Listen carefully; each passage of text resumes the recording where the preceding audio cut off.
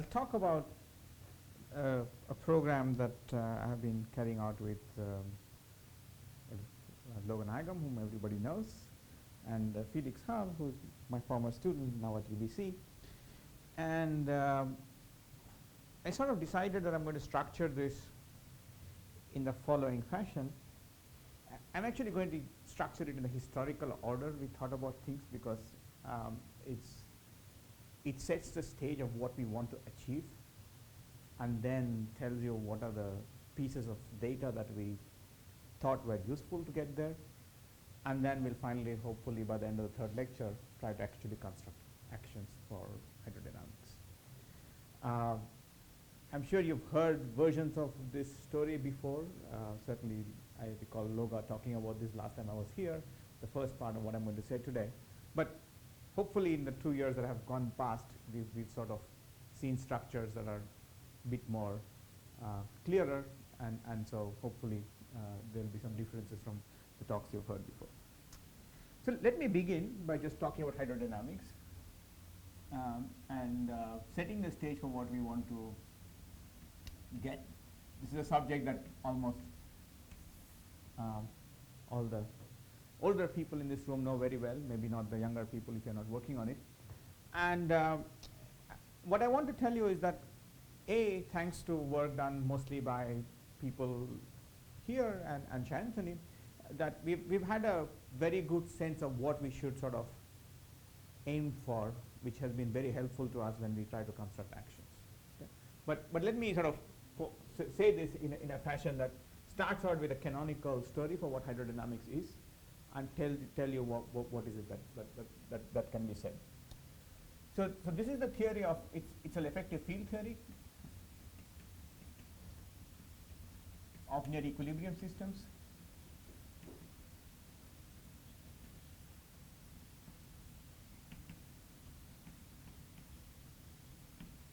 And like any effective field theory, it's only valid on long length scales and large unlaid times. And the characteristic scales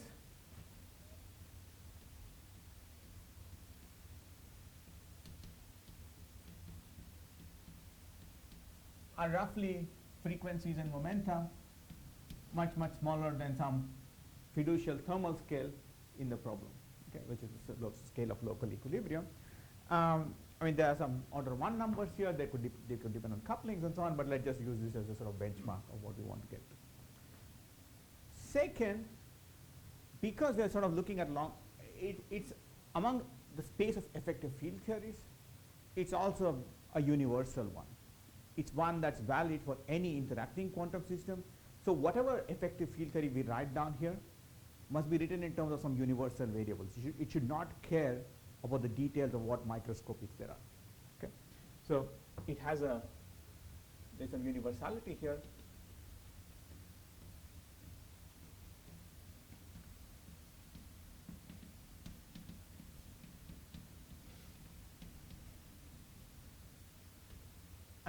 And this will be helpful in positing what our low energy variables are, because the construction of effective field theories, as you all know, has 2 ingredients to it. 1, identifying symmetries, 2, identifying degrees of freedom.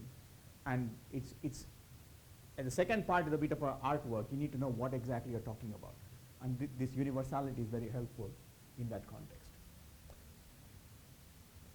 And it also talks about universal quantities of quantum field theories. It doesn't sort of talk about most of the operators in your operator algebra.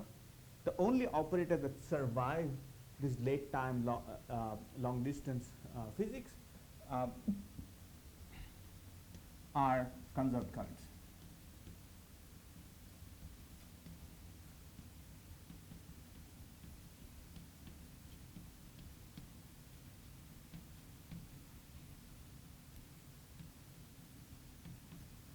And these could be energy momentum, charges, etc. And these are the only objects it ever talks about. It doesn't refer to any of the microscopic operators or fields in your theory. Okay. The usual goal of hydrodynamics is to parameterize these currents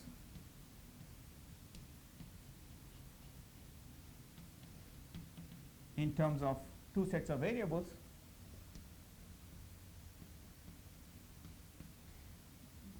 One which I will call thermodynamic,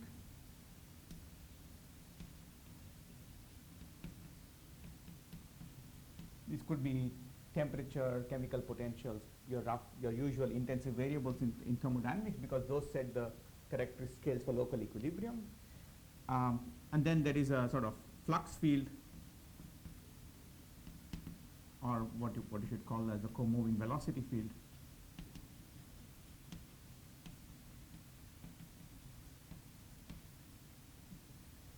Which roughly tells you how these charges are exchanged across the system.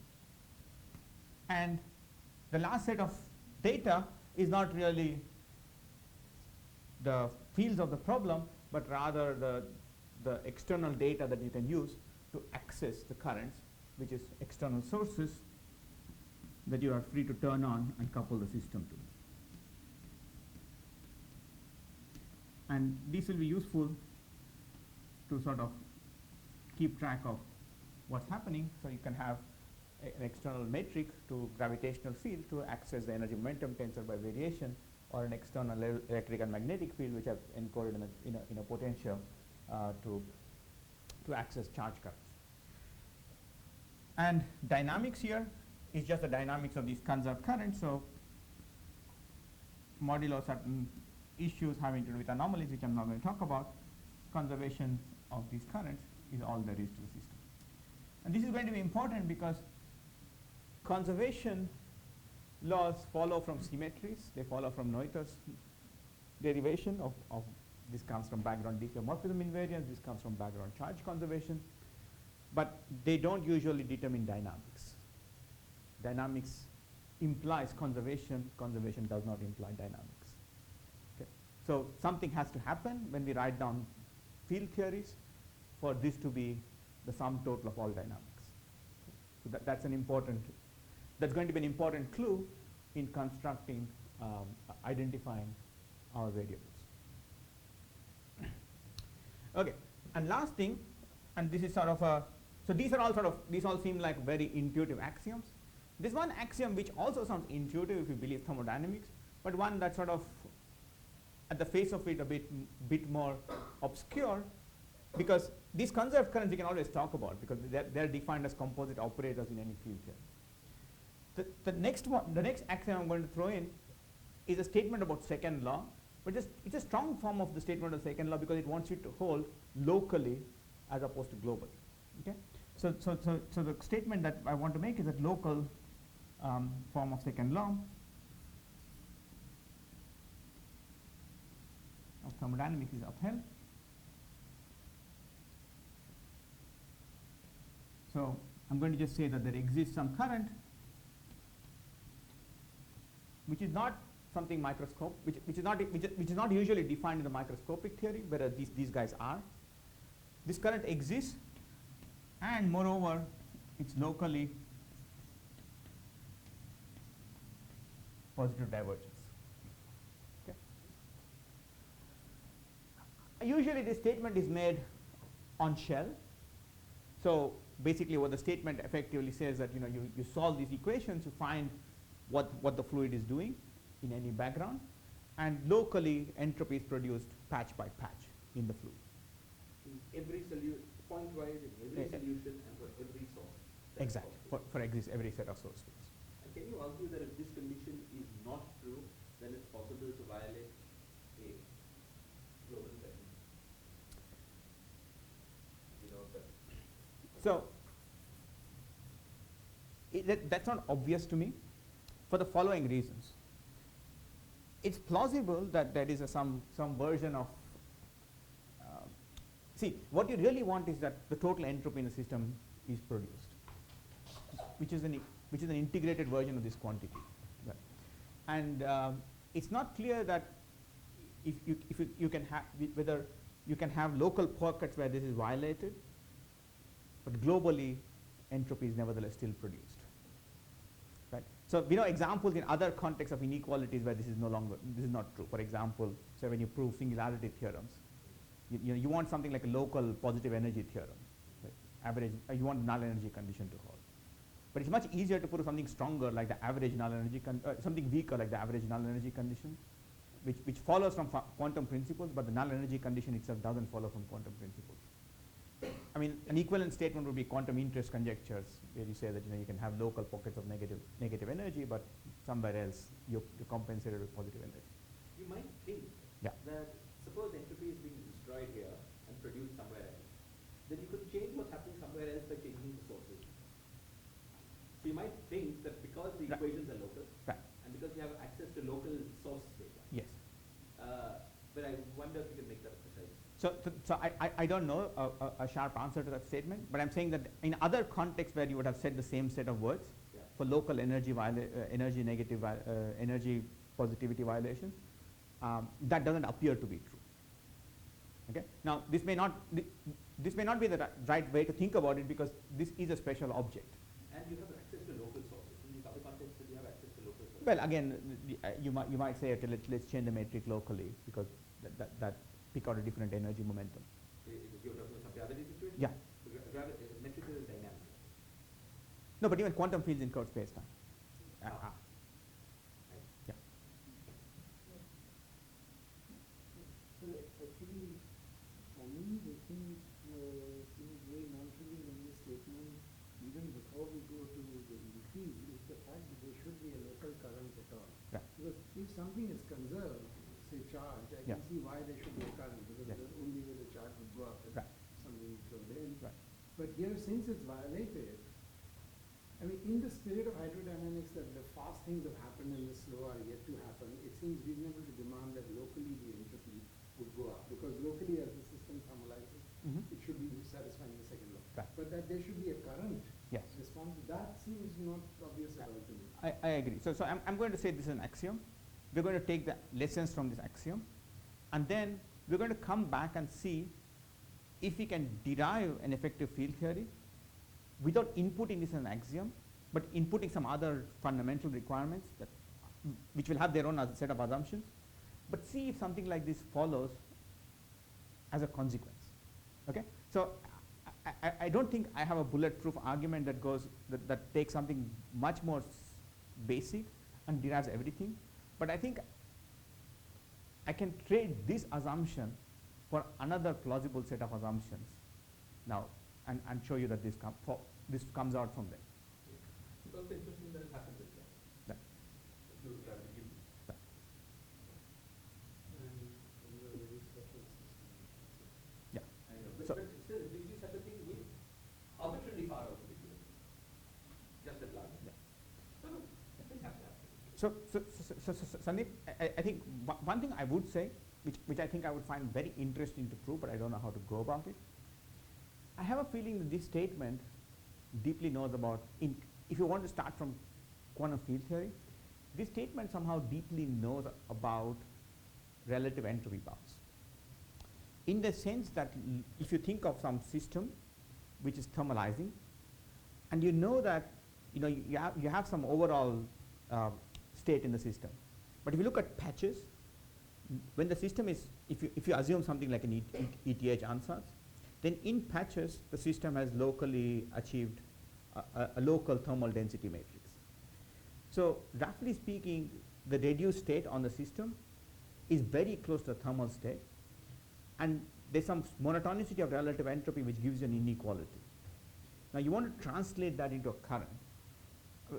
I think what I'm saying is that I think it's plausible to see that starting from some such fundamental statement, which is just true in quantum mechanics, that you could prove local entropy increase, and then somehow you want to translate that into saying that you can access from the relative entropy a local current.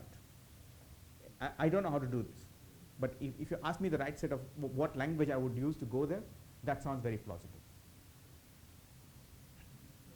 Just one more comment. In gravity, it's interesting that while the stress tensor and the charge current are defined at infinity, like every operator is, Yeah.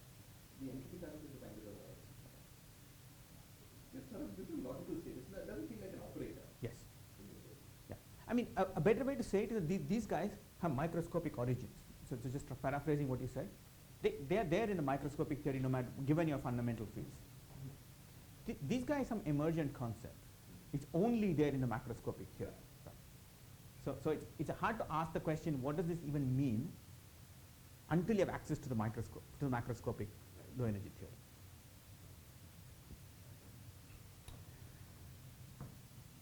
Okay, so this is sort of status quo, and let me tell you. Sorry, one more comment about this. Yes. The question of whether higher directive corrections to gravity also continue to emit Yes. into gravity Yes. and entropy current Yes. seems like an important one. Right. There's no clear answer. There's no clear answer to this. You know very well that some people have thought about it, and it's So the wall likes to well, the wall construction doesn't even try to talk about entropy out of equilibrium. Wall construction is predicated on defining an entropy in equilibrium, in which case there was never an issue, even just in quantum systems. There have been attempts to generalize that, to add corrections to walled entropy.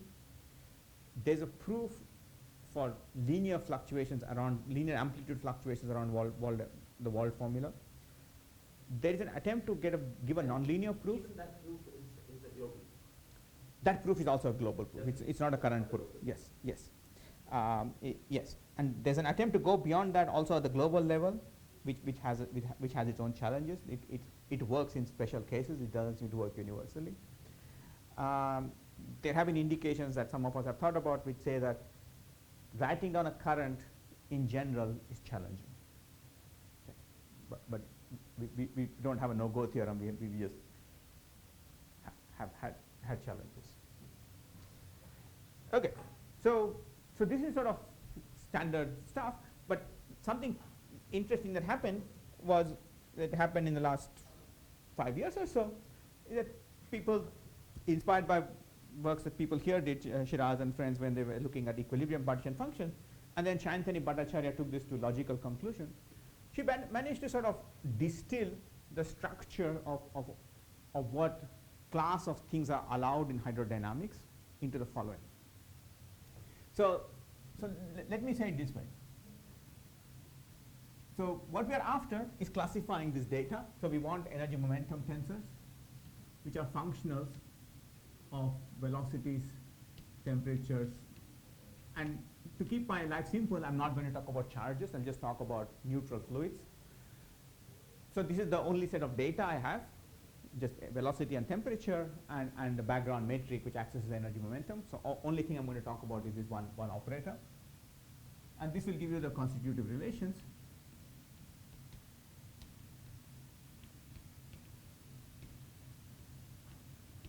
And you would say that this guy starts out its life as the energy density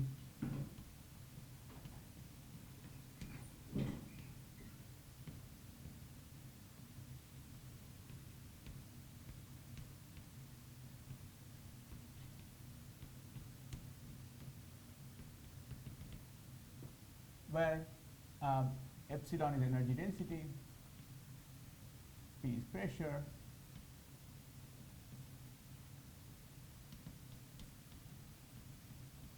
this projector P mu nu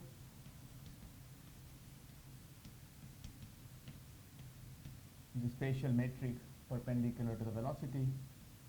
Sigma is symmetrized trace-free gradient.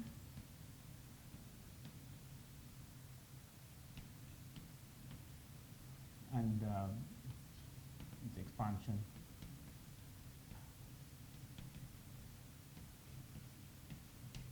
Etc.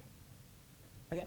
So and you see that basically it's the energy momentum tensor starts out in the ideal fluid form because locally in an inertial frame you pick out energy density, and perpendicular to it you pick out the pressures, and then you have the viscous terms which tell you what the dissipation in the system is, and generally you have two viscosities, the shear and bulk viscosity.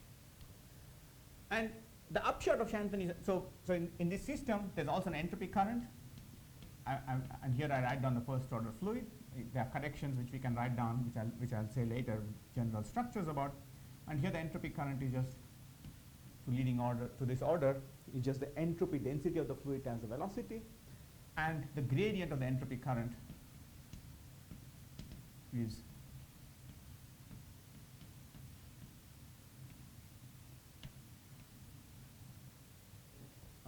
up to some factors, let me proportional to 1 over temperature, is basically eta times sigma squared and theta squared times zeta. And you see that positivity of this guy enforces that eta and zeta have to be positive, which is of course the physical statement that friction terms are positive. There's no anti-friction in the system. So you might have thought that okay, this is all there is, and this is what you can read about in the knowledge sheets.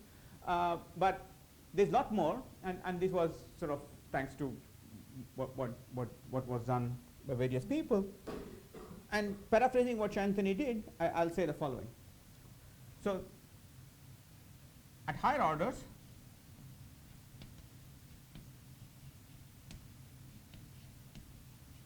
you find new structures of the following kind. You might ask, well, this is a symmetric 2 tensor. It's built out of this vector, this scalar, and this symmetric 2 tensor. So why don't I just write down every possible symmetric 2 tensor that's allowed? Remove some by looking at lower order equations of motion. And so I have a space of symmetric 2 tensors that is very easy to classify. So classify the space of symmetric 2 tensors and stick them into the energy momentum tensor with random coefficients. You can't determine those coefficients just as you can't determine the energy density, pressure, or the viscosities unless you know what the microscopics is. This is just a structural statement of what is allowed in hydrodynamics. It's not the statement of what the values of these terms are. I should just say these are all functions of the temperature. That functional dependence will be determined by equations of states and so on. If that was the case, hydrodynamics is a very easy problem. It's just a classification of symmetric 2 tensors that are built out of these gadgets. Okay? The trouble is, you want to impose this equation on every solution. And that gives you constraints. Okay? So the first set of things that was realized is that at higher orders, not everything that you can naively write down is allowed. Okay? Roughly speaking, I'll say it as follows, that you may write down some terms and you can sort of engineer configurations where those terms dominate, and those terms dominate in a fashion such that they are not time reversal symmetric. They're not time reversal symmetric. They get a sign under time reversal. If those terms dominate and are odd under time reversal, if in addition you can sort of engineer their signs so that they destroy entropy, then you're in serious trouble, because you can just change signs somewhere, and for one configuration you'll have positive entropy production, but the other configuration you have negative, and you'll have entropy destruction. So class of terms is just forbidden from appearing in here. And an example is that at second order, counting gives you 15 parameters or 15 tensor structures.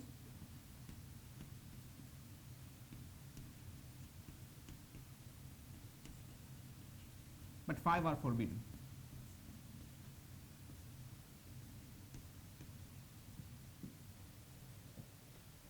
Okay?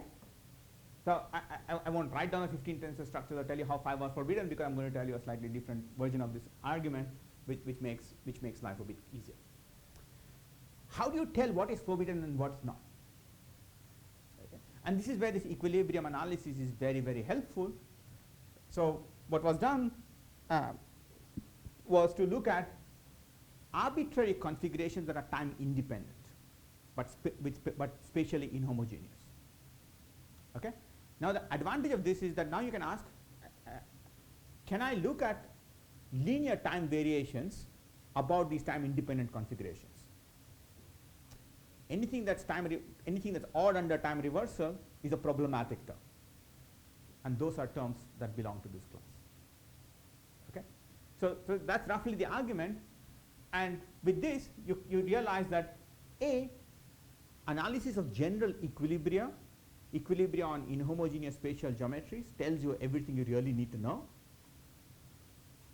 And B, Sorry, yeah. is it that that is the initial condition, and so you consider some arbitrarily inhomogeneous initial condition, and then ask which of these, whatever, 15 terms are not necessarily positive? Yeah, so well, the literally look at equilibria yeah, so the easy way to say it is this. where they vanish. Yeah, so the in equilibrium, okay, so let me define equilibrium, which will be helpful for later anyway.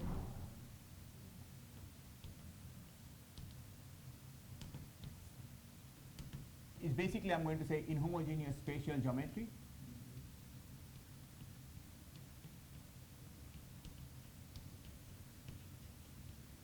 with a time-like killing field.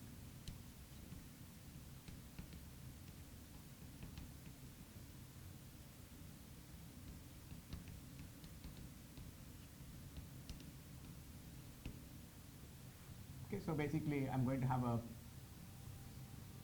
some spatial geometry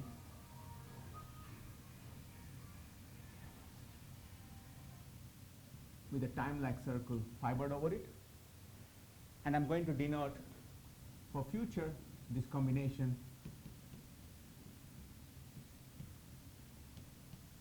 which we call the thermal vector as the diagnostic of this fibration. Now, if beta is killing, and you align so all solutions to fluid dynamics here can be obtained as follows. The velocity and temperature are given by the killing field. Okay. So let's say time-like killing field K mu. So hydrostatic configurations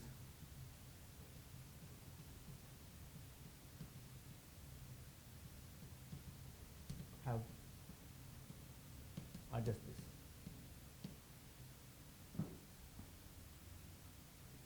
This solves all fluid equations, and a corollary of this is that no shear, no expansion Fluid equations at leading order.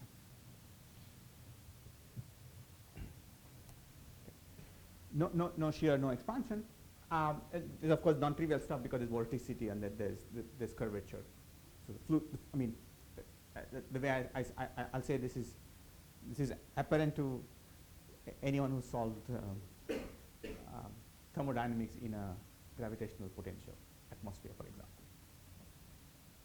Spatial gradient. Temperature and so on will of course be Inhomogeneous. but you can find directly physically Right. Exactly. I mean, basically the temperature is set by the local redshift, and that's basically given by the length of this vector. Okay. Now you can see sigma is odd under time reversal. So the dangerous terms are terms which involve sigma. So you can sort of come to equilibrium, you can force this, and now here you have the following additional feature. In equilibrium, you should be able to generate everything from an equilibrium partition function. Okay. Take that as an assumption.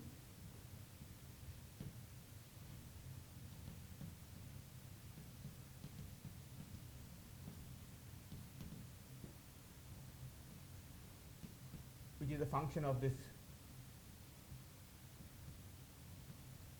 gk mu nu. Okay. Where I just use this to denote that it's a geometry with this time-like killing field. And then this partition function, I'm going to in general it's a full generating functional of time-independent energy momentum correlators. This is not an easy object to write down because it cares about what the theory you're talking about. But if you're in the hydrodynamic limit, if everything is slowly varying on these scales, you can take this object and do a gradient expansion on this object as a functional of the data, which is just this matrix. Okay? So this guy is going to be, I'll write it this way, is going to be an integral of the some function of the length of this vector plus some functional of various objects that survive in gradients of this vector. So let's say this is f0, f1, curl k squared plus f2 Riemann, which is scalar of this background, plus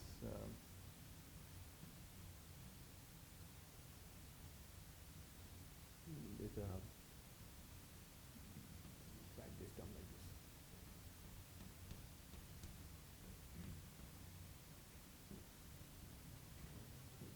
Okay, so there are all these terms, and these are now undetermined data. F0, F1, F2, they're all functions of the length of this vector, and this length of this vector is clearly the temperature. Second term is what we call the Kaluta-Klein field strength square? Yes, yes. Second term is what you call the Klein field strength square. This is basically what you call sigma square. Sigma is basically what I'm calling K. And then you can keep going. You can just keep going to higher and higher orders. But you see, up to second order, there's only this guy and these three scalar functions. So all of these 15 tensor structures, or whatever of those 15 tensor structures survive in equilibrium, must be determined by three scalar functions. So there are constraints. So this is not obvious. This is the state. I'll just quote. Out of these 15, 7 vanish in equilibrium. Trivial. The 7 are proportional to sigmas and thetas. So 8 are non-vanishing, but 8 are determined from 3 variables. Hence 5 constraints. Okay. So, and let's give these guys names because this will be useful for later. This guy is nothing but the pressure of the system as a function of temperature, because it's the answer when you have no gradients of temperature and so on. So it's really the equilibrium partition with just the usual pressure. In fact, this gadget is really the equilibrium partition function, period. It's a full pressure functional on a curved space. It's just that we're taking that full pressure functional and expanding it order by order in gradients and giving names to various pieces of it.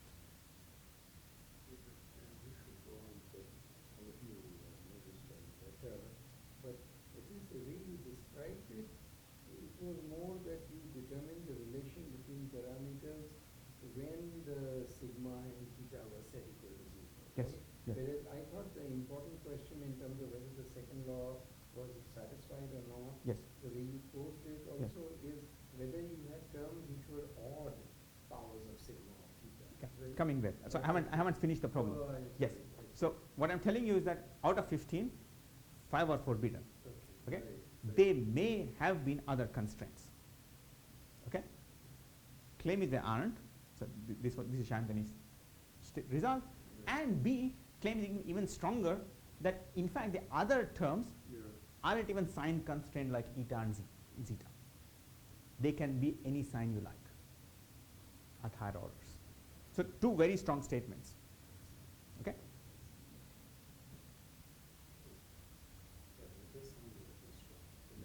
Yeah.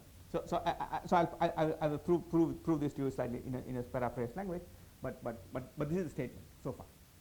So this is status quo 1. I'll just say that I'll just say this in two words.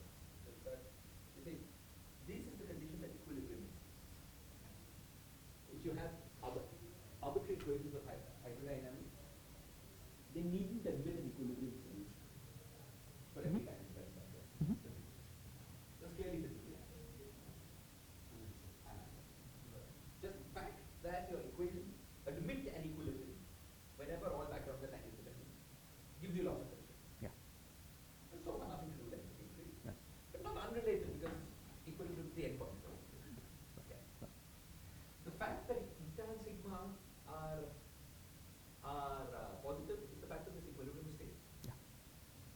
So Champagne's proof is that as long as the equations of hydrodynamics are such that A, whenever things are independent, equilibrium exists, and B, that equilibrium is always stable, then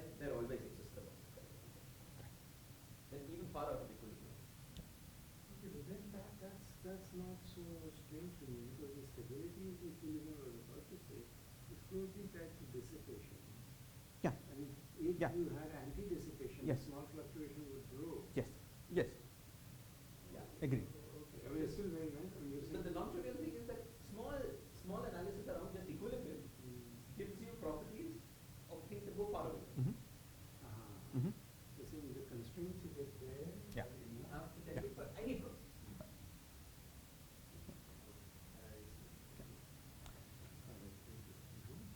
So let me take this, take this piece of data, rewrite it in a fashion that I will claim is useful to do go off shell, and then tell you a set of constraints that come out of that. Okay? And in the process, I'll also tell you a slightly more finer version of Shanzini's theorem, which will help us later on when we are trying to construct actions. Okay? So insofar as understanding what is allowed and disallowed and what are the constraints in hydrodynamics, the theorem is sufficient. If you want to sort of get some finer details and proceed in terms of constructing actions, you need a bit more data. So one more thing, why you might ask, why aren't there additional inequalities? So eta and sigma has to be positive. Why not the other? Well, you see, I mean, in a derivative expansion, new terms don't add new modes. Yeah.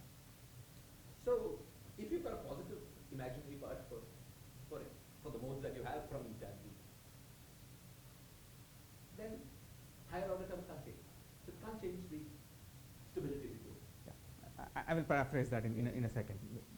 You will see it very explicitly here in the logic that she used. And sort of important, you're not going to change your equations to allow new modes. You have to work consistently order by order.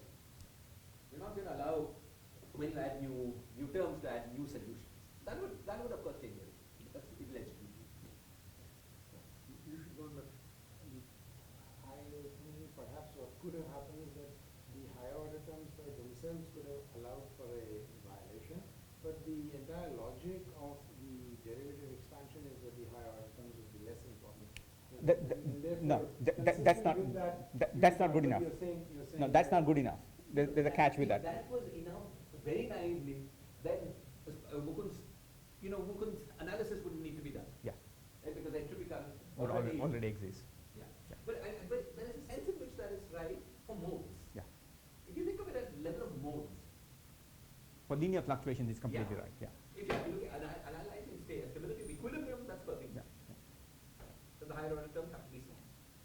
And therefore, if you've got, not something on the edge of equilibrium, edge of stability, genuinely stable, you can't change.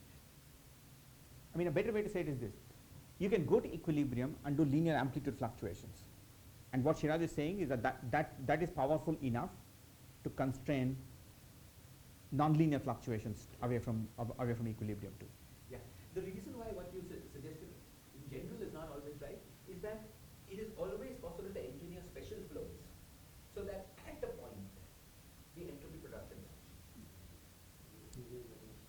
Yes. Yeah. So if it vanishes from these terms, it becomes From other terms. And it's always possible to, at any order to find things where all the lower order guys vanish. Yeah.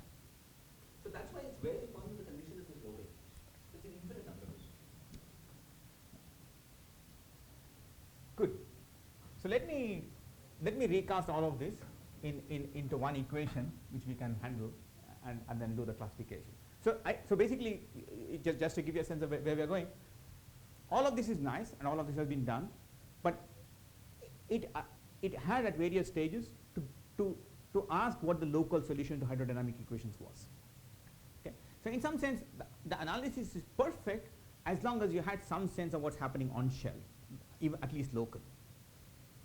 This is not good enough if you want to go and construct actions, although I don't think that was our original motivation, but it was part of our original motivation.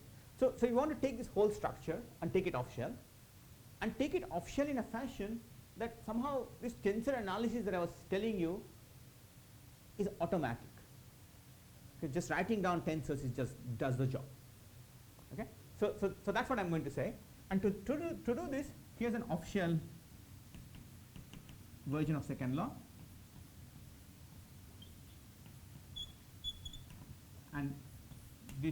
we gave a name because we found this to be a useful structure. And the statement is the following.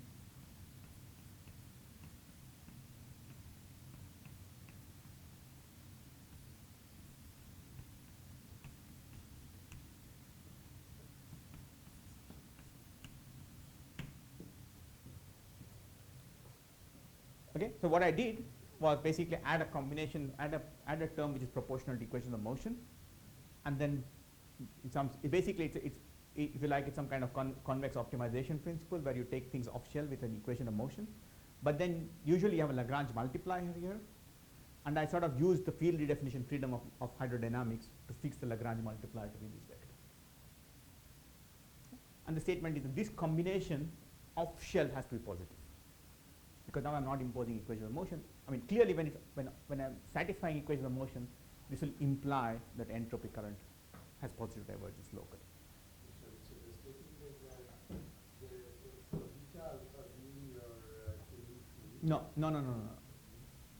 Killing. Oh, sorry. Beta alpha v u. Yeah. Okay. This needs to be satisfied. Off shell. For any movement. Just off shell. This is something you will show. This is something we argued for, and I'm not going to show you this, but I'm going to infer consequences of this, which ends up being equivalent to proving Champagne's theorem in a slightly different way. What does off-shell mean as a function of arbitrary velocity fields and Temperature fields, yes. Not imposing d mu t energy momentum conservation. And that J mu is the full entropy current? The full entropy current.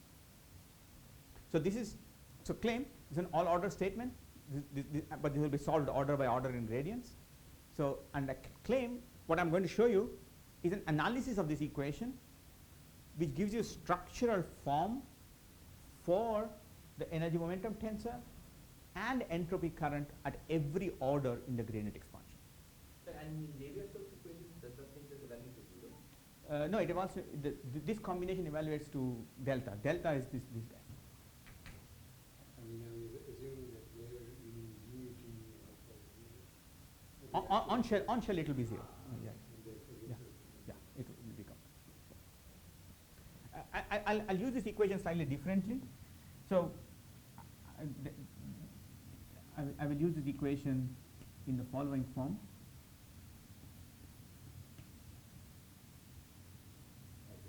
In Navier-Stokes equation, that condition tells you del dot j is sigma square. Correct. And therefore, just cancels the del dot j and gives you Correct. sigma. Correct. Correct.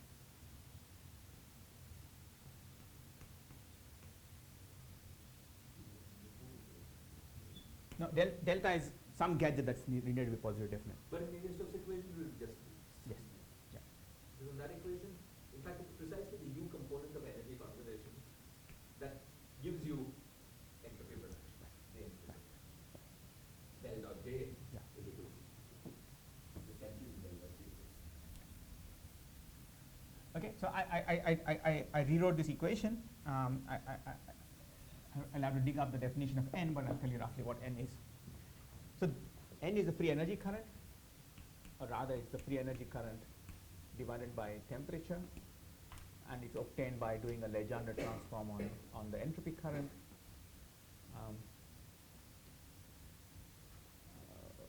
Plus, minus, I'm forgetting, but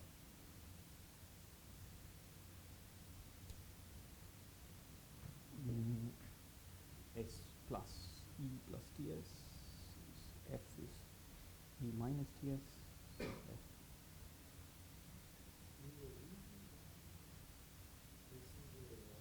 This is a sign that I'm not quite getting straight in my mind, but this is the version of TDS. You got it. You got it. Yes. Yes. You got it. Yes. It's yes. TDS is greater than equal to D or something. Yes. Reversible. Yes. Yes. So the fact that off shell also it would be true. That is, I take some general configuration Off shell of and locally. locally. If I had some gas, Yes. and you allow me to distribute it randomly, Yes. couldn't I violate this? That is, So- off shell, it seems like a very strong Right. statement. So what we are going to do is the following. We're going to take this and ask, can we parameterize solutions, tensor structures for J mu S or N mu equivalent data or T mu nu such that delta is automatically positive delta. Sorry, Sandeep, were you asking about the first equation or the second one? This means the top one. The top equation. Well, there is another equation of motion in hydrodynamics that tells you del dot J is the positive quotient. So if you subtract del dot J from that equation, you'll get the positive quotient of it. You know, the structure of that equation is del dot something. That's something that you define as A is equal to sigma square. Sigma square is off-shell positive. Yes. So if you take that particular equation of motion and from it subtract del dot J, what you're left with is the positive delta.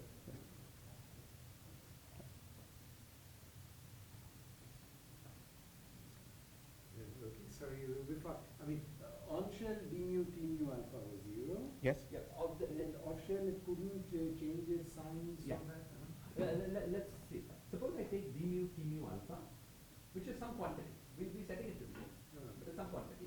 And I dot it with u mu some set. Okay? That thing has to be equal to 0, but let's examine what the quantity is. Yeah.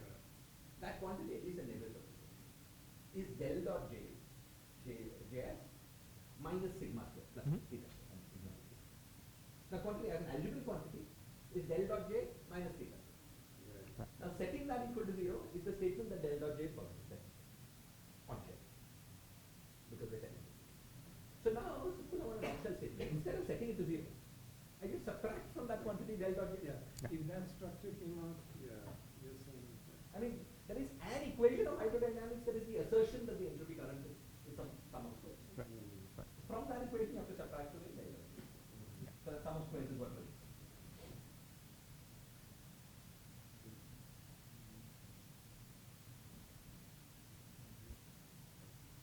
Yeah? Yeah, I think my signs are correct now. Good. Sorry, the second equation I haven't got in my head. What is it? Okay. I So- mean, I tell you intuitively what is going on. I just removed the canonical part of the free energy current. You remove the value. Okay. So the easy way to say it is that take away the canonical part of the entropy current, then you get the free energy current. Okay. And the free energy current, then I've reassembled it such that you take the divergence of this guy. I'm attaching divergence here. So there's some overall signs, and then you end up with this. The nice thing about it is that, you see, okay, so I'll tell you why this equation is nicer. Okay. This is just a rewrite of this after removing a piece from the entropy current. Fine. Now this equation is nicer because of the following. On the right hand side, you have one, I've written it in a fashion which is amenable to an analysis away from equilibrium. Because it involves a Lie derivative along this vector beta acting on a metric. Secretly just grad beta plus grad beta symmetrized. Right? Because Lie derivative of vector acting on a metric is just grad beta plus grad beta. And here the killing condition is helpful. In equilibrium, this term is 0. This term also is 0, which means whatever construction of this partition function you give should give you n mu on the nose as a free energy current. Okay. Claim, if you take this partition function and do a Noether procedure, the Noether current of that partition function is precisely the equilibrium free energy current. We all know this when we talk about black holes, because the world construction gives the entropy as a Noether current on the horizon associated with diffeomorphisms. This is precisely the same statement applied to quantum fields in curved space with a time lag killing feature. Sorry, just to understand a little bit there. What is Noether procedure on the equilibrium partition? So Noether procedure means you take this guy and do a diffeo, Okay. and then integrate by parts, and there's a boundary term. Do a variation along a diffeo, and then there's a boundary term. Okay. Use that boundary term to construct a current, as you would always do in algebra. I'll write a formula later. Okay. But because I don't want to write that formula now because I can write a more general formula later. But basically that's a statement. So the important statement is this. In equilibrium, the entropy, so I will use the free energy, not the entropy anymore because free energy is a slightly nicer object. But in equilibrium, the free energy always has a Noether analysis, a Noether origin, which means that it is very much tied with the same kind of structures that we are used to constructing every other conserved current. What symmetry guarantees that entropy, the Noether current in equilibrium? Well, there's only one symmetry, the time-lag killing field. What does the time-lag killing field do? It translates us in Euclidean time. So statement, entropy is the current associated with thermal translation.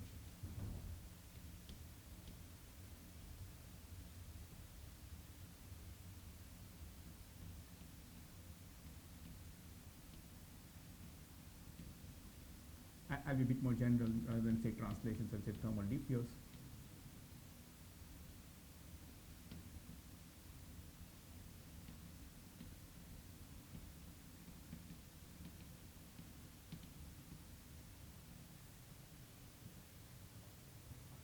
Sorry, Mukul, this delta being greater than equal to 0 order, will it be true as a up to higher order corrections or will it be true as an exact statement? I will write an all order statement. I will write a statement that you will recognize in a way that, but is this statement clear? About because this statement is important. The fact that entropy comes from a Noether procedure is going to be very important in what follows.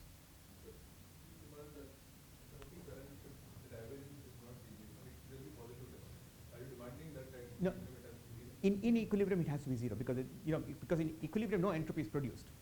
Yeah, right. So I will then show you how to get delta, which I have to do. But zeroth order statement is that this way of writing the equation is helpful because it picks out equilibrium very clearly. Delta is 0 and n comes from equilibrium is basically that. This kind of gadget. Yes. Okay. So what I'm going to tell you later is I'm going to write down a similar structure for a Lagrangian form of an action which is valid out of equilibrium when there is no time-lag killing field. It will nevertheless still be true that entropy will come out of the Noether current. N was like the boundary term in Chancellery's paper? N is like the boundary term in Chancellery's paper. N is precisely the boundary term in Chancellery's paper. Okay. N is going to be the correction to the entropy. Yes, because it's a canonical piece to the entropy current, which is the usual piece. Okay, so here's the rest of the statement. Clear. So we have to do this in the following way. So I have to do an all order statement, but I'm going to do this all order statement in 3 steps. I already told you what happens when I have a killing field, so that terms that are proportional to L beta G mu nu are 0. I have to then worry about terms that are proportional to L beta G mu nu. So the general proof is in 3 steps.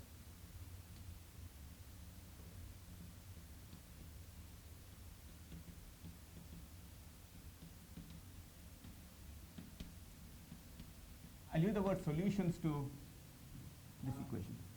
Yeah. There's some frame choice.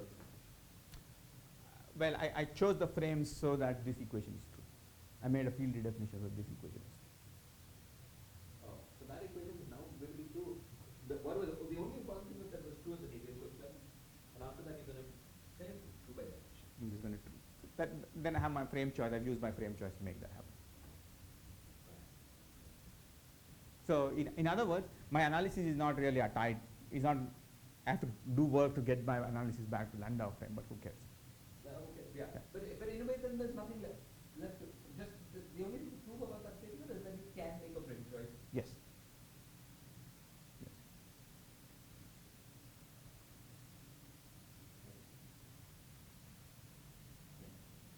Yeah. Good. So here's the general proof.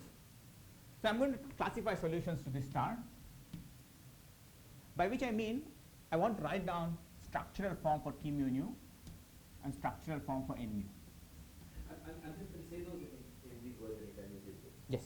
Because in Navier-Stokes equations, we know the u direction of del dot T, del mu T mu nu alpha, dotted in the u direction was del dot J plus something else. Right. Now, if we assume that this structure persists, that one of the equations of Yeah. is del dot J plus something positive, Yes. then because we're doing order by order corrections, it can't be too far away from the u direction. Correct. So it's some direction. Yeah. And whatever the direction is, I'm going to call u. Yeah. That's my frame choice. Yeah. Because you had a frame choice before, you chose it to be the eigenvector of the energy momentum tensor. I'm going to choose it by so that this equation is true. So there's no. So if it was true that entropy was conserved, that means from some Navier-Stokes equation, Yeah. some equation of hydrodynamics, Yeah. and whatever that is defining my u, and then this is So as long as the first thing is true, that del dot J is positive, this must be true for some time. Yes. So there's nothing more to prove. No. Okay. So now let's proceed. So we want to solve. I just want to write down solutions, and I'll just tell you the answers. So there are 8 structurally different solutions to this.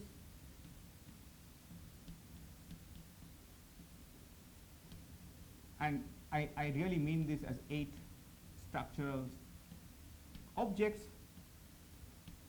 parameterized by some set of tensors, all orders in gradient expansion. I'm not saying first order, second order. I just give you these objects. They're just classified into bits, into boxes, and each box there's a tensor structure that you can just write down once and for all. So how does this proceed? The procedure is very straightforward, because you see, A, you've been off shell. 2, you've almost brought the problem back to classifying tensors. The only thing that you now have to worry about is, do these tensors have how many powers of L beta G they have? Because this is a measure, because we'll anchor ourselves in equilibrium and ask how far can we go. And it's sufficient for the purposes of analysis to go to at most 2 powers of L beta G with all other derivatives buried inside some other thing. Okay. 0 derivatives I already talked about. 1 derivative will be the dissipative part, and 2 derivatives will be something simpler. Yes. And the idea is this.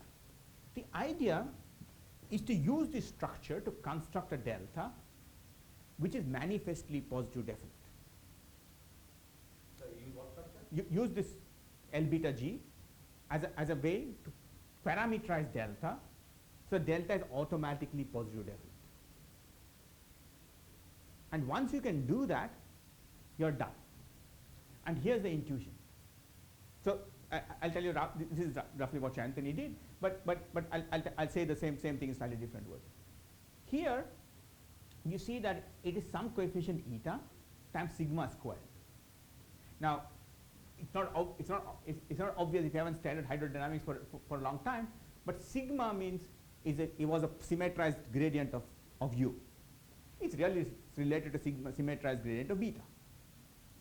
So this is roughly L beta G squared. Okay, just L beta G contracted with L beta G. Likewise, z theta squared also is that.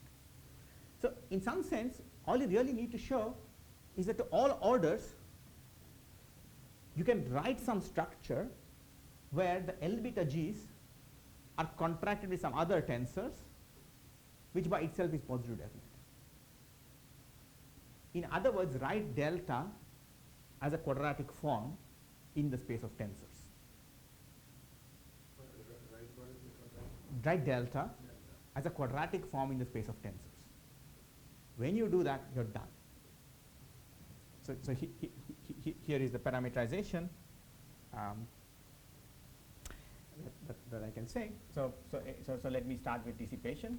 Or is it, sorry, you probably said this, but or is it that you find a beta such that? No, you don't find any beta. Beta is arbitrary, because if you find a beta, you'll have to worry whether you're solving hydrodynamic equations or not. I don't want to solve hydrodynamic equations. For any beta, it must be true that whatever parameterization I give you guarantees a delta is positive. That's the statement of official entropy positivity. I mean, beta will not necessarily be a favorite choice of mu, right? No. So in that sense, find a beta. Yeah. Yeah. And such that you can then organize things in some way so that Delta is you get positive. delta. Delta is positive. Exactly. So you're going to define J mu S also Yes. Yes. in this process. In that process. So here, so let me start with dissipation. So this is one of these 8 classes, and let's say it's T mu D. This is parameterized by the following tensor.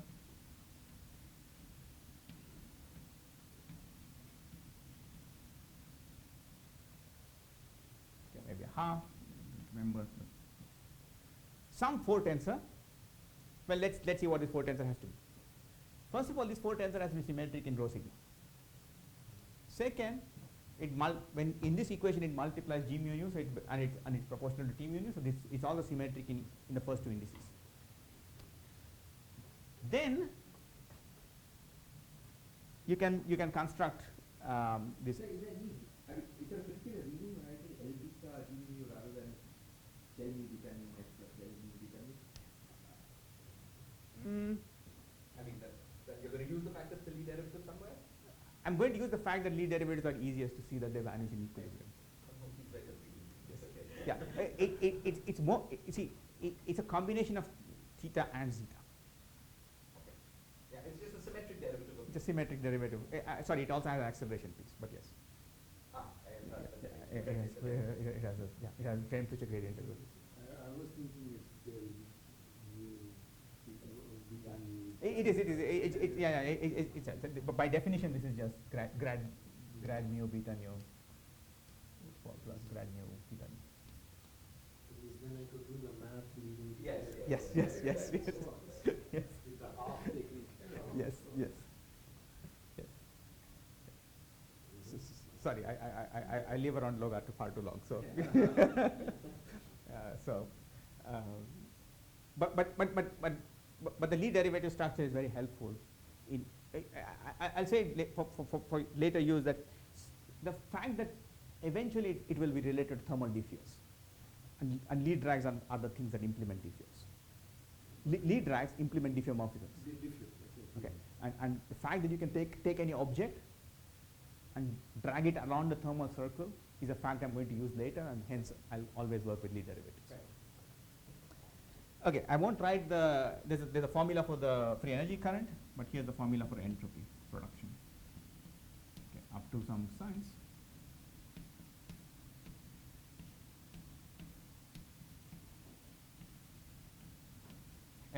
Put another way, given this energy momentum tensor, there's an appropriate choice for n mu, so the delta is just this.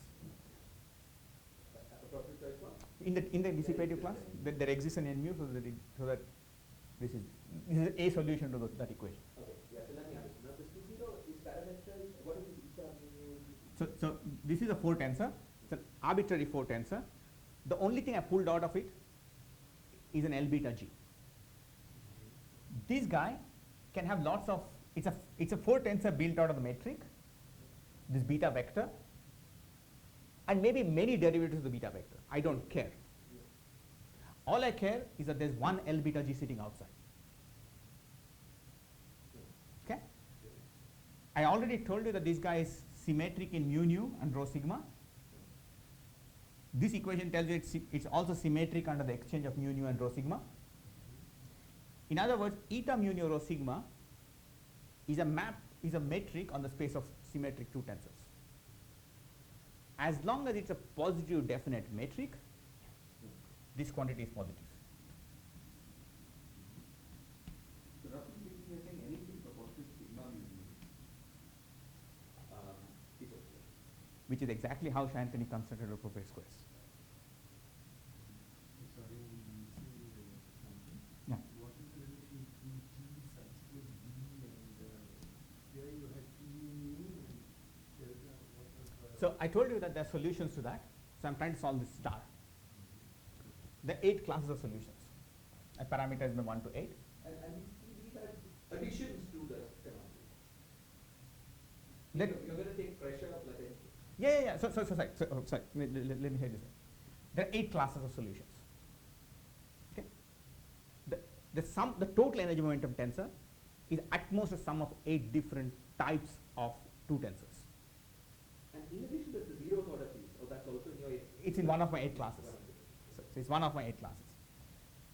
So one class I'm telling you now is, let's say it's I equals 1, is a dissipative class. Yeah. In particular, the ordinary viscosity column. Exactly. So I'll tell you what eta is for ordinary viscosity in a second. And all I'm saying is it's a positive definite inner product. And that's the viscosity column. On symmetric 2 tensors.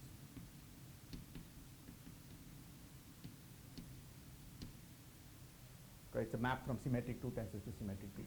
It takes 2 symmetric 2 tensors as input and gives back a number. And you require it to be positive definite in the derivative part. In the derivatives part. In fact, it's sufficient for reasons that Anthony showed that it requires to be positive definite and leading order. So that's not new input, it just follows from her theory. It's just a parameterization of our answer. And what was n in this class? I'm just telling you the term n, I have to look it up. No, but There's some n. I'm just saying that, asserting that given this parameterization, you can find an n such that this delta is.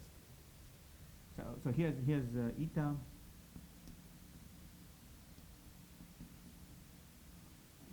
Sorry, bad notation.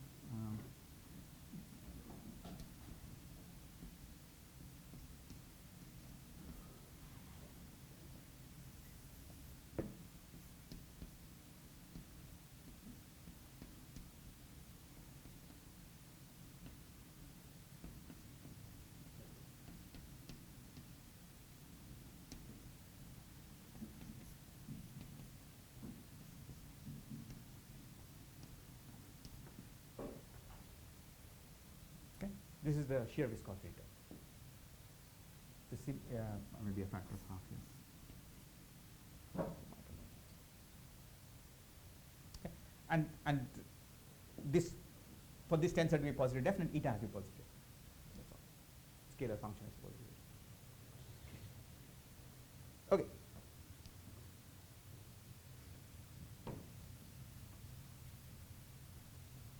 The bulk viscosity term is just this last term.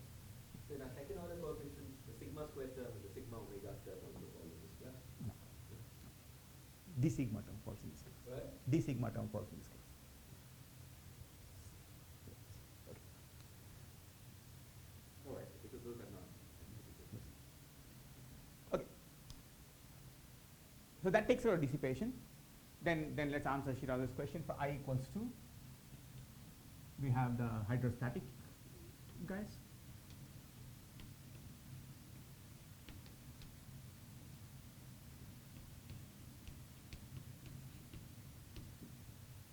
Which come from this generating function by varying with respect to the matrix.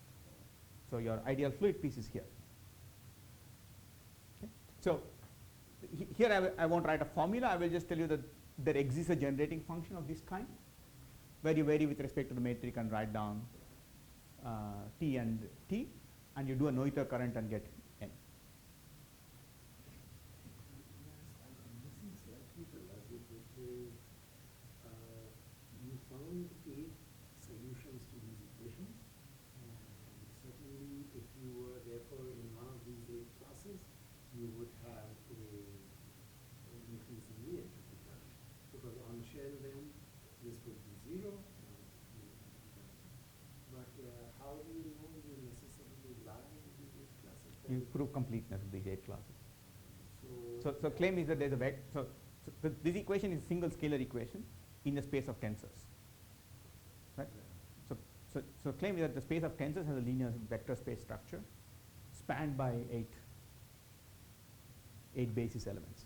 But this is an equation which relates P, mu, and N, and both have to be constructed out of presumably G, mu, And beta. and beta. exists, but the claim is the solution exists. Solution exists, but moreover there's completeness. There's completeness, yes. Yes, there's completeness. We proved the completeness. Okay. The reason the solution exists, and the reason there's completeness is the following. This class, and only this class, has delta.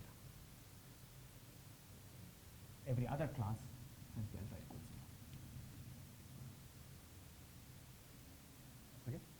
So the space of solutions to this equation could have been parameterized by saying what has delta, take that out, and then solve for the remaining class of states, the remaining class of structures where delta equals 0.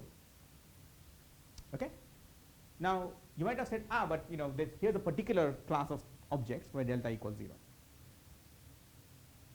And you might have said, well, that may be it, because clearly an ideal fluid preserves entropy. Everything else we know of usually is dissipative.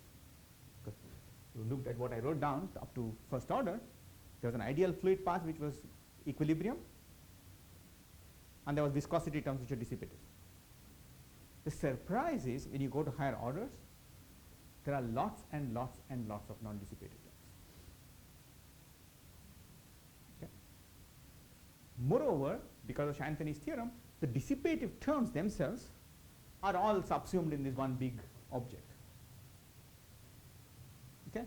So, in fact, if I prove that, if I demand that eta and zeta are positive to leading order, it's almost guaranteed that this symmetric 2 tensor is, this 4 tensor is a well-defined inner product on the space of symmetric 2 tensors. So delta is always positive to all orders in the gradient expansion.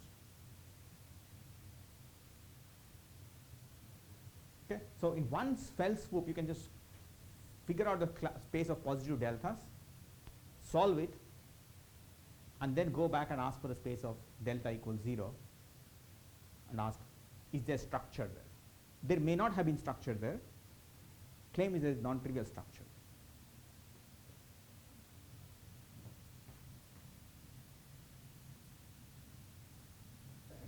At second order, did we have a term in our stress test that was this in conformal case, sigma mu alpha, sigma alpha mu?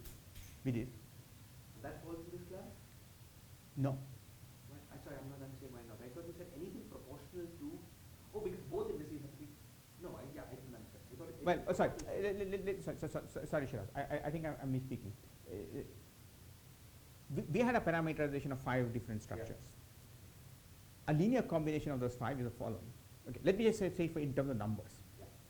Of the 5 tensors, 5 tensor structures allowed, 1 is dissipative, 3 are non-dissipative, 4 are non-dissipative, 2 show up from partition function, 1 shows up from somewhere else, which I'll tell you in a second, and the last one also is non-dissipative but shows up from somewhere else. Okay? But really only one of those 5 combinations is dissipative. And it necessarily involves d sigma. It probably involves a piece of sigma squared too, but it's not just sigma squared. I take sigma squared to be non-dissipative for a reason you will just see in a second. Just because it vanishes.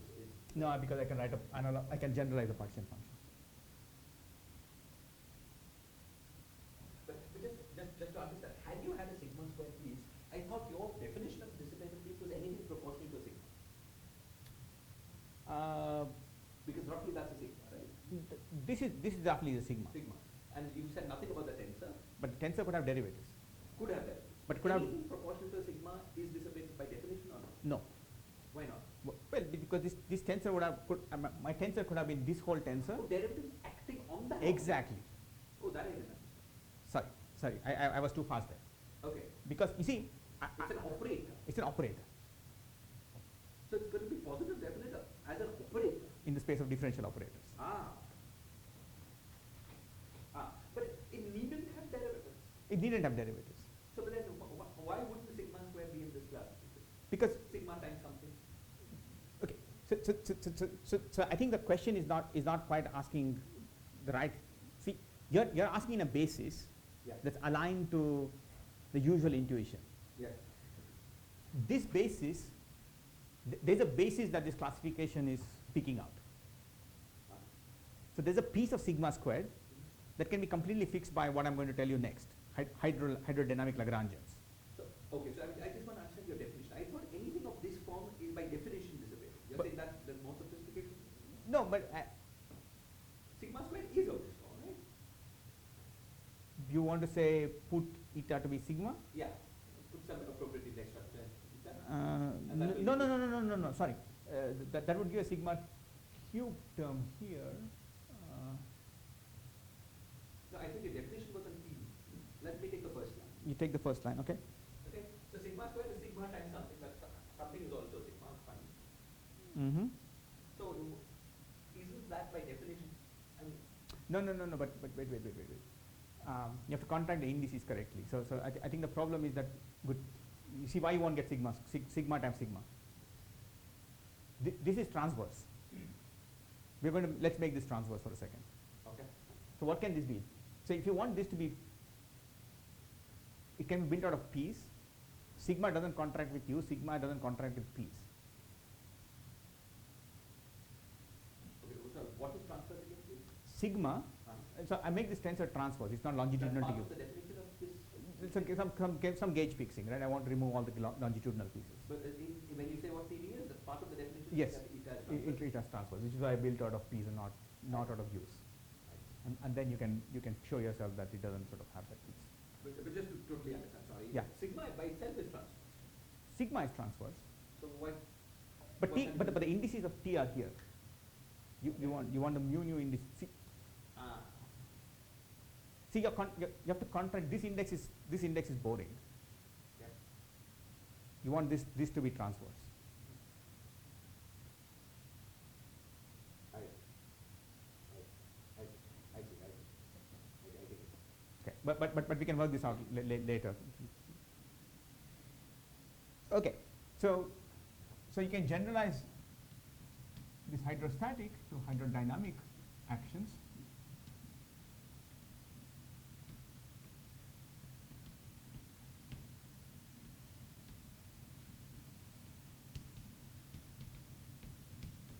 Sorry, I forgot, what was I2 as? I2 was just hydrostatic What is partition, the definition? just the partition function. Partition function. How do you get stress tensor from that? Vary with respect to metric. And then entropy current is given by Noether procedure. And in that partition function, you replace k mu by u mu by beta mu. No, partition function has beta mu equals k mu. So then, how do you get a stress tensor function of beta? Well, the same way you guys got a stress tensor or a function of beta mu. So effectively, after you do the After the variation, you replace k mu by triple beta mu. So here's an example. Space-time integral.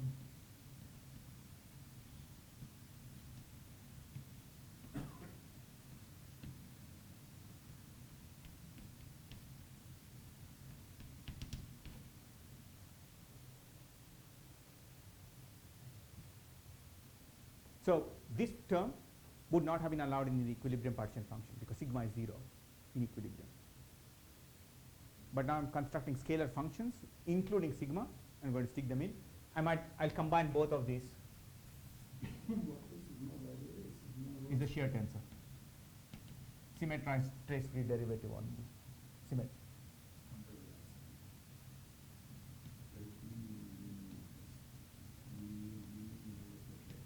Mm-hmm.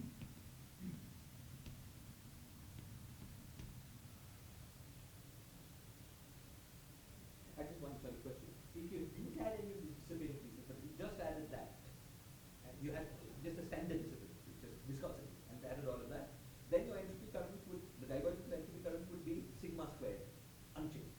Yes.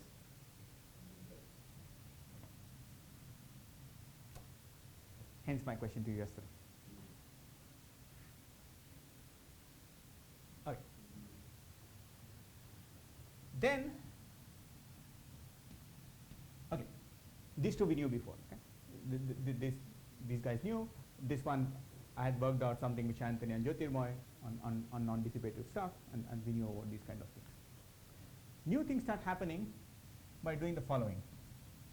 So I just tell me again, sorry, to slow, but I agree, what is the definition?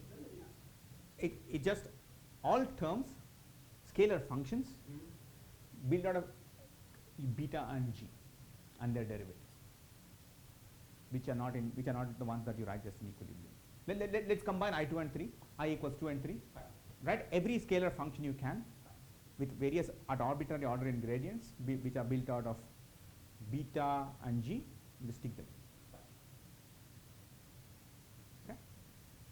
And they're clearly Lagrangian type because they're writing conservative actions.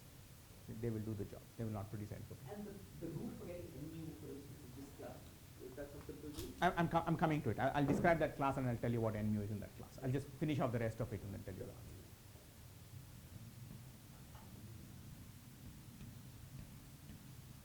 So this is probably your noted. This is the current procedure. Let me write it this way. There's one more class, which is where things start getting interesting for us.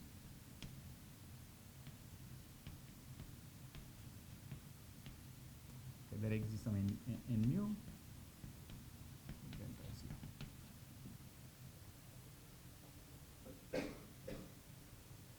See, I did something very simple. It's the same as this solution. Still symmetric in first two and last two indices, but now under the flip of the first two and last two indices, there's the minus sign. Okay. It has some symplectic structure on the space of two tensors, but that symplectic structure is sufficient to guarantee that delta is 0. Okay, so here is an example, Shiraz. So this is example. You just get the same structure as before, but it will be 0 with the theory present. Correct. Right?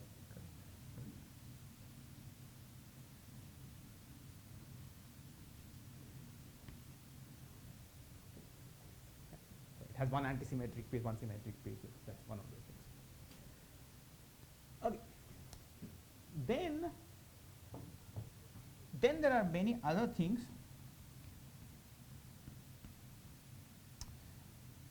And here's one thing which has something more funny.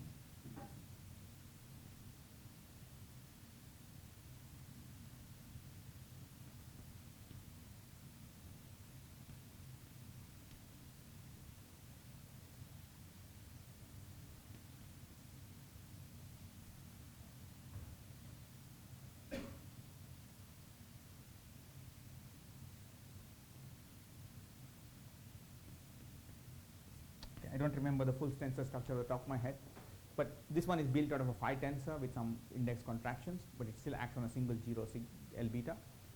And the distinction here is that this is not dissipative. It doesn't belong to this class. It's not of the same derivative structure as what was involved here. And the remaining set of objects, how many did I get? 1, 2, 3, 4, 5. Okay, then there are some obvious things.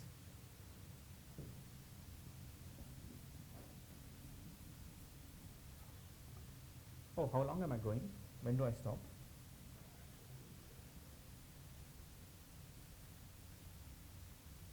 You could structure it. Okay. Give me 5 more minutes. Sure. I'll tell you the classification and tell you the Noether current procedure, and then we'll stop. Okay, the sixth case is just the trivial case where there is no energy momentum, but there's a conserved entropy current, just for completeness.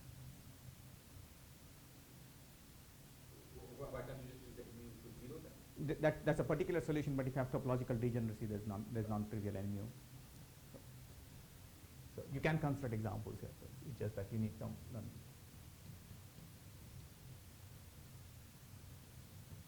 Okay, I won't say any more about it. These show up in context of anomalies. Okay, so now let's just look at these two classes, and so this is a complete classification. There's a proof, at least a physicist proof in our paper, which says that this is done. And let me tell you a little bit about this Lagrangian class, and say 2 facts.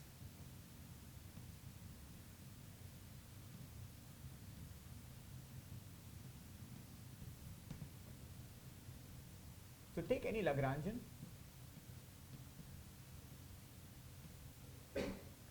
which is built out of these guys. So you can go to town, just parameterize them by scalar functions and derivatives of these guys. Here's the variational principle.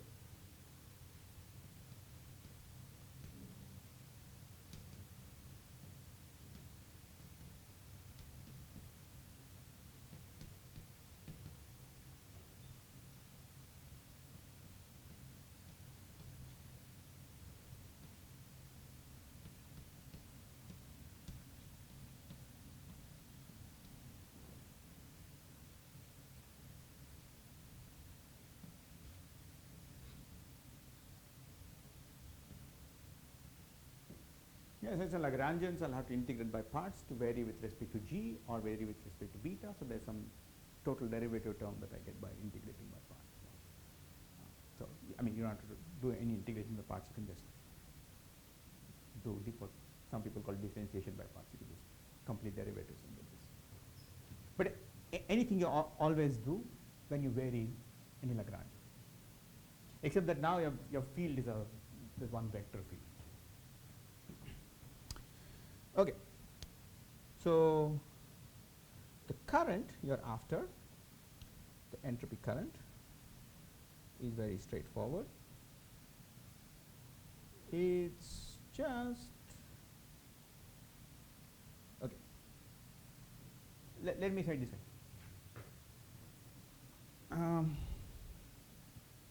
The entropy itself is basically the variation of this guy with respect to the temperature, which is the length of this beta vector.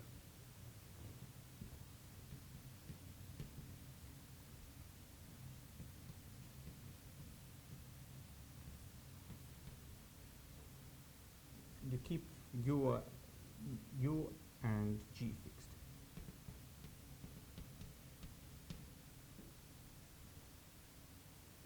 If you want the entropy density itself, I'm just defining it the usual way. But the nicer thing is to just go directly to the Noether current and write this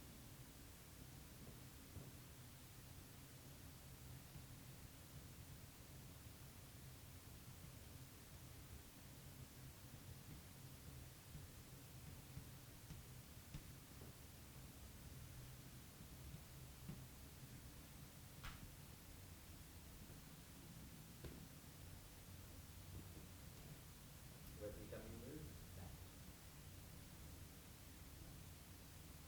and that's the answer. Okay? You can show, I won't go through the analysis, that from this variational principle, you can show that the adiabaticity equation I wrote down follows with delta equals 0. It's just a statement of diffeomorphism invariance of this action. See, usually diffeomorphism invariance would have given you equation of, this is related to what Shiraz said earlier, diffeomorphism invariance would have told you energy momentum is conserved. Tricky part is in this Lagrangian there is a vector which also transforms under diffuse, because it's Lie dragged under the diffuse, which means that when you fold that in, diffeomorphism invariance doesn't give you energy momentum conservation. It gives you adiabaticity equation.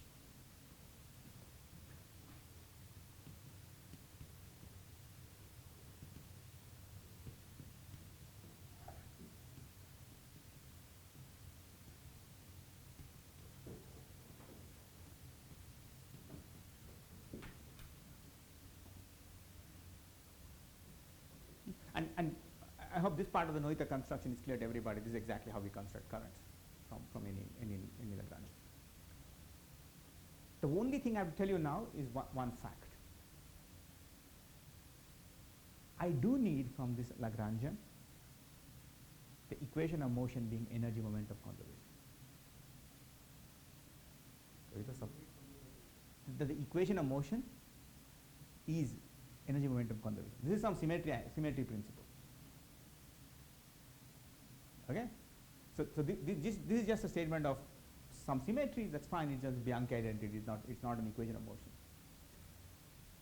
I want I want a variational principle that guarantees me that the dynamics of this Lagrangian system is energy momentum conservation and nothing but energy momentum conservation. Varying with respect to beta will not do the job. You might have wanted to think that beta is a dynamical field, right?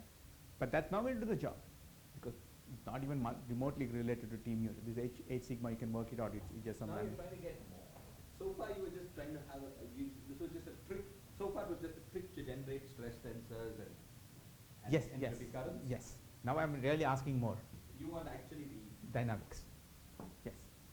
So far this was a bookkeeping device, if you like, for constitutive relations. Right. Now I'm saying I want this to be dynamical principle. And here's a trick that will work if you think about what equation of what energy momentum conservation means. Energy momentum conservation is a statement of symmetries. It's a principle that comes from Diffeo invariance. Things are sort of messed up in this space because Diffeos are hard to see with a vector put in. Okay, so let's go to a nicer picture and see how we can get this to work. So here's my physical fluid, which has a velocity and some background metric, and let's say this is on a space with coordinates x mu. What do Diffeos mean? Diffeos means coordinate reparameterizations of x mu going to x mu plus some other function of x's. So I want a symmetry. I want something that makes that my symmetry principle. We actually know how to do this. We know this from string theories 101, where we do write down number, go to action. What you want to do is you want to make x's dynamical, and you want to make them having a reparameterization invariant under x goes to x plus something, which means you just parameterize them as functions of some fiducial coordinate sigma a from some auxiliary space, you can call world volume,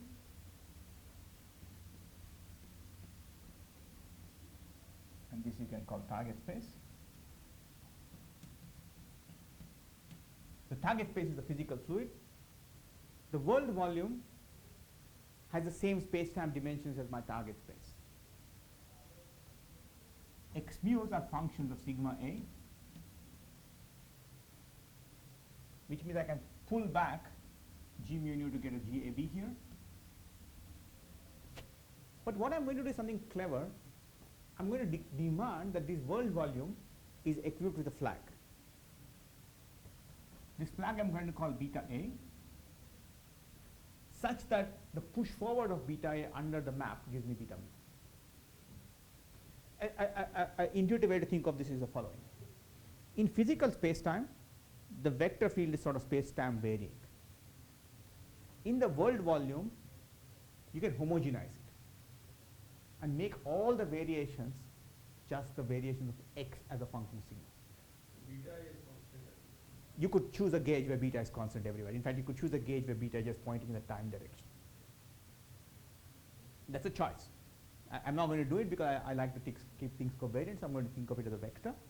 But really, a world volume equipped with a fiducial vector with whose push forward gives me the physical vector field in space-time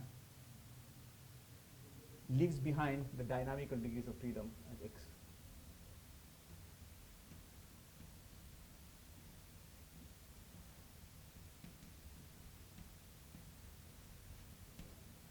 And I don't need to convince you that this will give me the right equation of motion, because clearly if I have a Lagrangian which is function of x and x has Diffeo symmetries, the only equation I'm going to get are space-time conservation equations. So we can think of the Lagrangian as a function of x mu beta A and the pullback matrix, and that's good enough. You don't have to say anything more. I should say maybe I need the space-time matrix. Put that back. This gets pulled back to the world volume.